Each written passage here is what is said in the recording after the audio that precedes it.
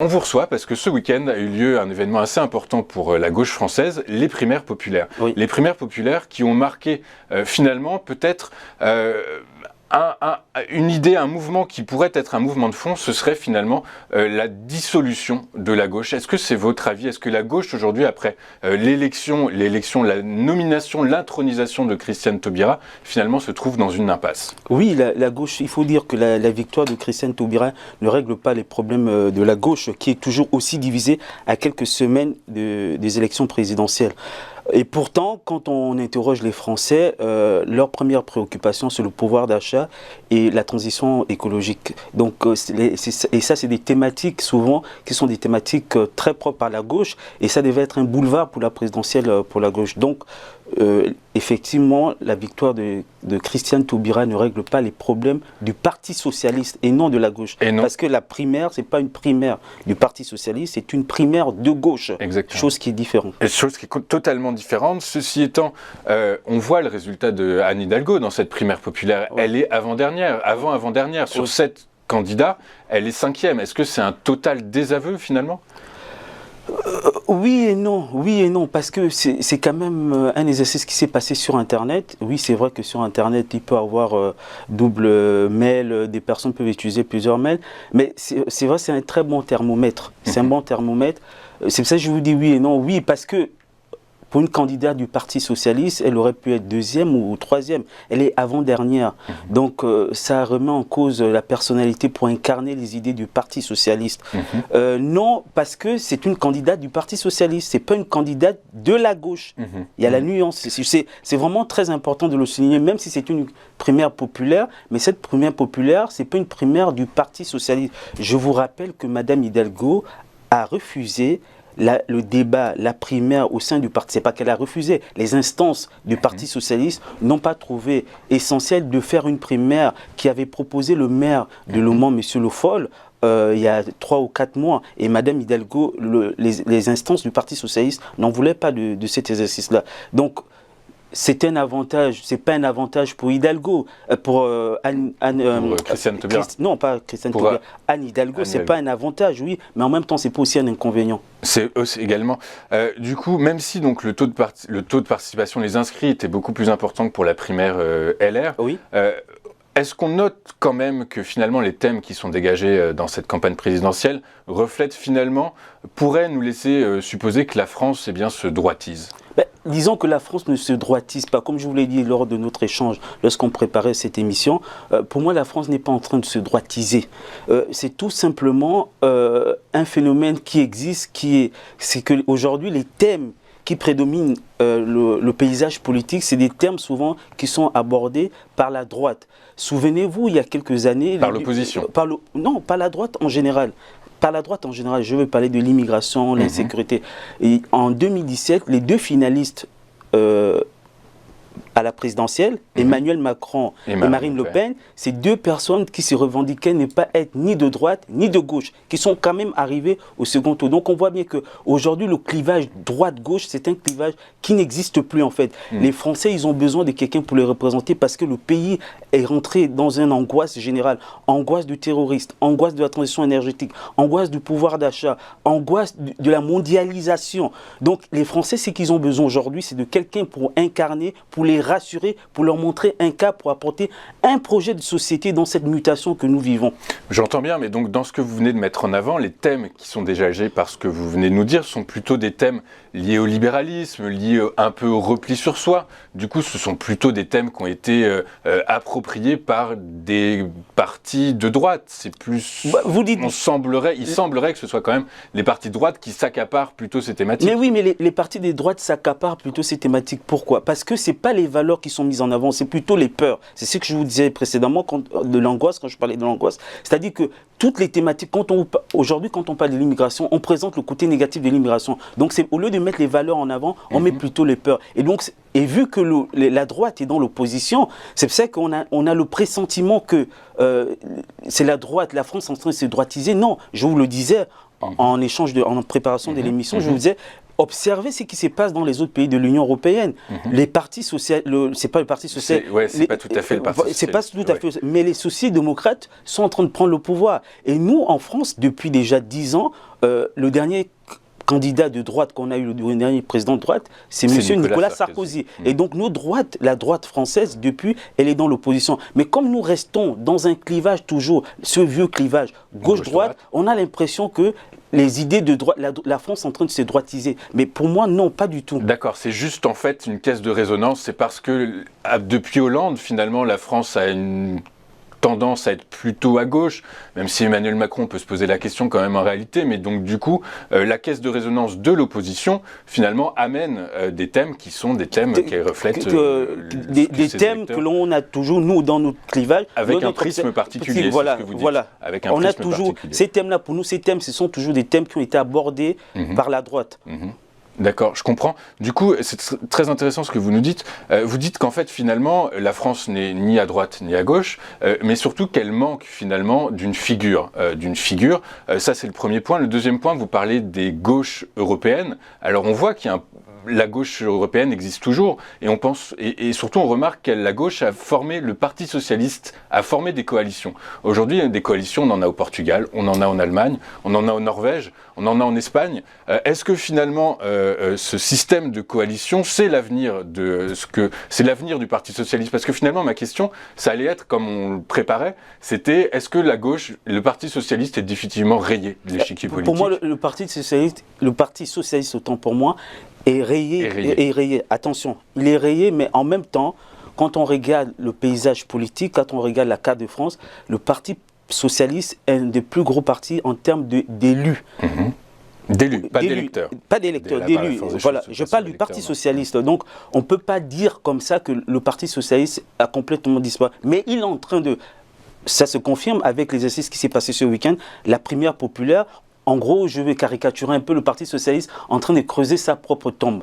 Cet exercice-là était un très bon exercice. Ça permettait de rassembler les partis de gauche, les sensibilités de gauche. Mais il aurait fallu le faire il y a 6 mois en arrière. C'est trop tard. C'est trop tard. Pour moi, c'est trop tard. Mais on le dit, c'est trop tard aujourd'hui. On ne sait pas ce qui va se passer demain, après-demain. Bien sûr, on sait quand même qu'aujourd'hui, l'élection présidentielle, c'est dans moins de 3 mois. Quand même. Voilà. Mais ceci dit, on souligne ce qui se passe ailleurs.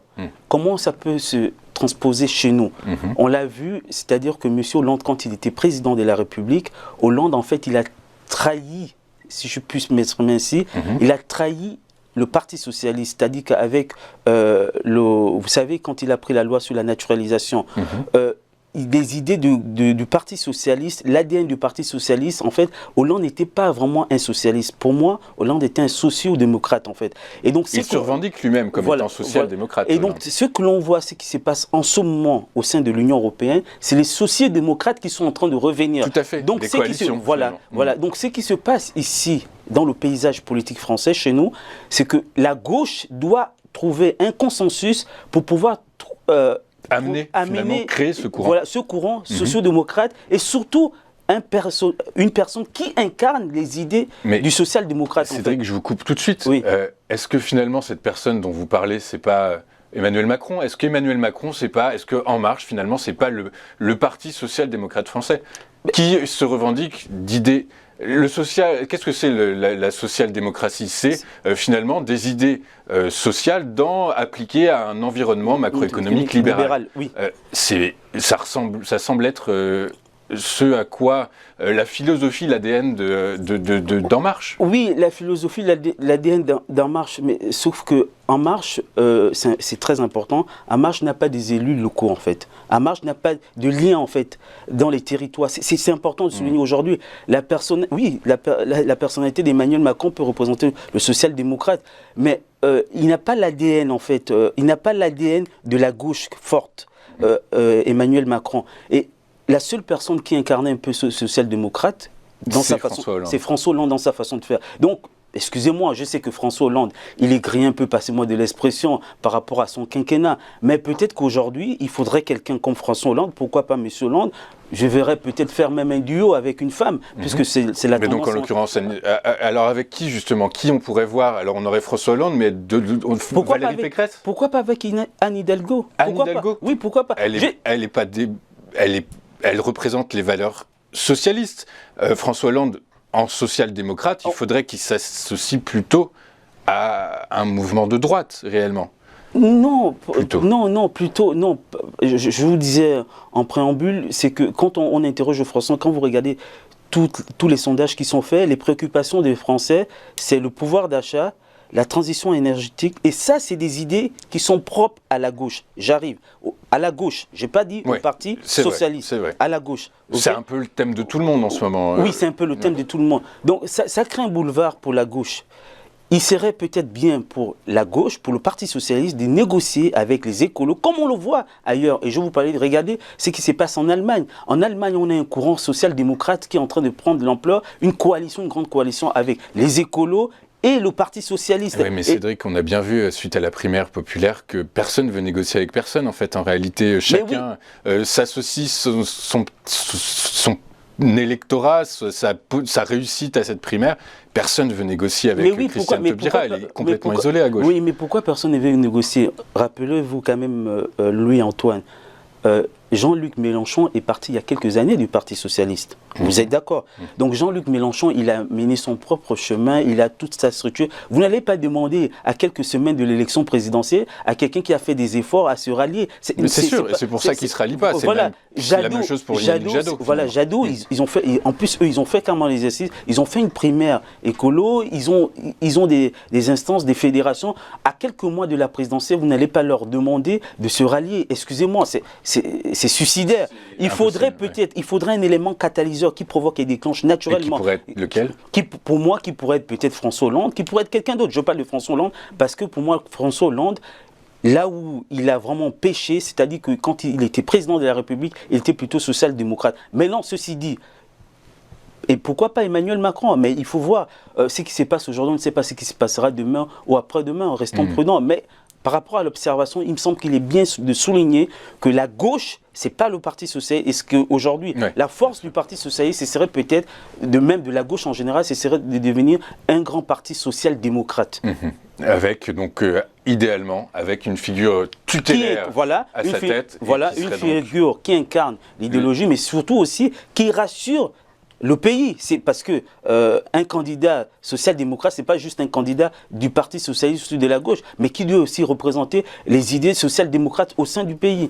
Et donc ça veut dire quoi? On a très peu de temps, il nous reste 1 minute en gros globalement. Ça veut dire quoi? Ça veut dire que qu'est-ce qui pourrait rassurer le pays à part une figure? Il faut des mesures. Est-ce que finalement, en préparant pareil votre interview, on se rendait plus ou moins compte quand même que ces grands mouvements contestataires qui sont toujours ici, qui ont toujours lieu, finalement revendiquent une chose, c'est plus de démocratie participative. Oui. Est-ce que finalement la social-démocratie dont vous parlez pourrait offrir au territoire finalement cette autonomie nécessaire finalement, et revendiquée par beaucoup de Français aujourd'hui? Oui, alors ce qu'il faudrait, il me semble, qu'il serait bien, c'est que le pays, en fait, s'adapte aux changements qui s'opèrent devant nous.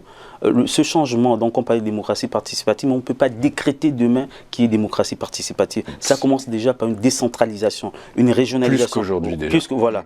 Donc c'est ça. Et deuxième chose, pour aller plus vite, il faudrait un Parlement ouvert. Quand j'entends par Parlement ouvert, il faut toutes les sensibilités politiques. C'est pour ça que, je le disais ici sur ce plateau, l'arrivée d'Éric Zemmour est une bonne chose pour la démocratie. Parce que moi, derrière Éric Zemmour, qu'est-ce que je vois? Pour le débat, on va dire. Pour le débat et pour représenter les idées. On n'est pas dans le binaire, il ne faut pas avoir une lecture binaire. Oui, non, il faut discuter. Et pour moi, l'arrivée d'Éric Zemmour représente derrière un courant chrétien-démocrate. Vous voyez, c'est très important. Et aujourd'hui, les chrétiens démocrates n'ont plus de place. Donc, derrière Éric Zemmour, c'est ça. Et de l'autre côté, vous avez des sociodémocrates. Donc, en fait, on reste sur une dualité, sur deux forces, mais qui ne sont plus les forces de 1900 du général de Gaulle, droite-gauche. C'est pour ça que, on l'a vu, les deux derniers candidats, je le souligne bien, les deux derniers candidats, les deux derniers finalistes à l'élection présidentielle, ne se situaient pas ni à gauche ni à droite et le revendiquaient chaque fois, ils n'arrêtaient pas de le répéter. Emmanuel Macron disait, je ne suis pas dans les vieux courants. Marine Le Pen n'arrêtait pas de dire, pour moi la gauche et la droite, c'est la même chose, c'est fini. Et ça, on le voit. Donc, un dernier mot. Oui, un dernier mot. Donc, décentralisation, un Parlement plus ouvert, le débat, et puis on peut dire ce que l'on veut. Oui, parti socialiste complètement mort, Oui, un parti socialiste qui renaîtra, enfin, qui renaîtra